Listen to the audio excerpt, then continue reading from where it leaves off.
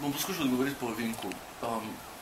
Kolikor sem se zdaj obadal v zadnje leto, predvsem aktivno s tem vprašanjem, sem videl, da obstaja neka umetniška tradicija, ki se obada z dotikom že polno časa. Ki pa je šla točno to finto, mislim, podarila točno to, ne? Kot živimo v nekem tem svetu, v katerem dotik ne igra vloge. Ne? In oni so poskušali skozi razne umetniške inštalacije in umetniške prijeme rehabilitirati dotik, češ, dajmo se dotikati več. Ne?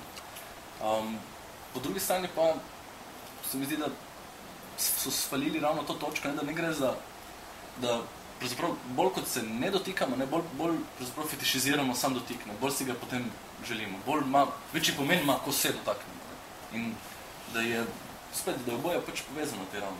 Zdaj, če me vprašaš za diagnozo, recimo, kaj to pomeni za dotik, ne? Prej bi rekel to drugo, prej bi rekel, da dobiva na moči, ne? Toliko bolj, kolikor redek je.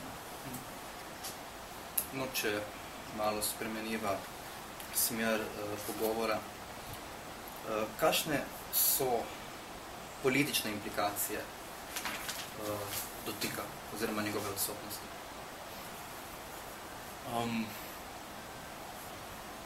Spet, tako kot približno pri vseh temah, naslovno sem se na precej avtorjev teorij, ampak najbolj zanimive so bile ravno tiste, ki so dotik obravnavali sekundarno, ne? Ker ni bil centralni objekt njihovih obravnav. Kar se tiče politik dotika, ne? Sem se naslovno tradicijo, ki je obravnavala, to bi se imenuje politika čutil. Ne? Predvsem se mi zdaj en avtor zanimiv, William Ian Miller, ki je napisal knjigo Anatomija gnusa, z njo pač se predstavil širši javnosti, sicer je on po formaciji pravnik, bila je prevedena tudi Studia Humanitatis in on tam reče par zanimivih stvari, kar se tiče dotika in politik dotika. Ne? Predvsem izpostavi en zanimiv primer. Ne? Izpostavi primer, to bi mogoče tudi boljš, da preberem, samo za izhodišče. Situacija gre za Darwina med divjaki, ne? Kjer pač on obeduje in med obedom je prisoten tudi eden izmed domačega ljudstva, ki jih preučuje, ne? In zgodi se sledeče. Citiram pač direktor Darwina. Ne?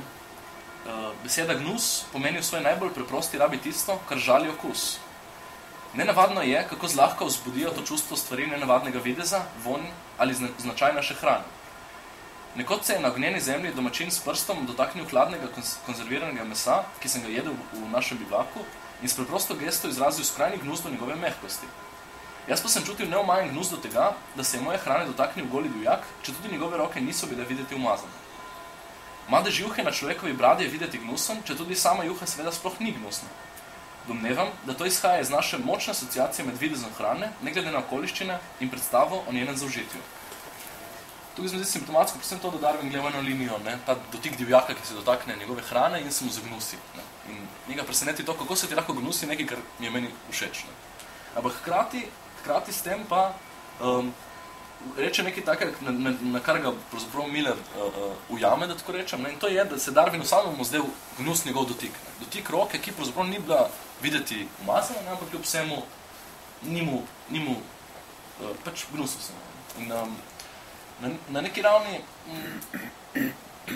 tako držo spontano prevzamemo tudi mi sami, ne vem, recimo doma, ne, ko pridejo gostje, imajo zelo limitiran prostor delovanja. Ne radi vidimo, da nam šarijo, ne vem, po kuhinji ali kakorkoli. In s hrano prav tako, ne, če bi ti kdo sune konfri ali pa kaj podobno. Ne. Isto, ne glede na to, da njegove roke ne zgledajo umazane, ne maramo tega. Ne.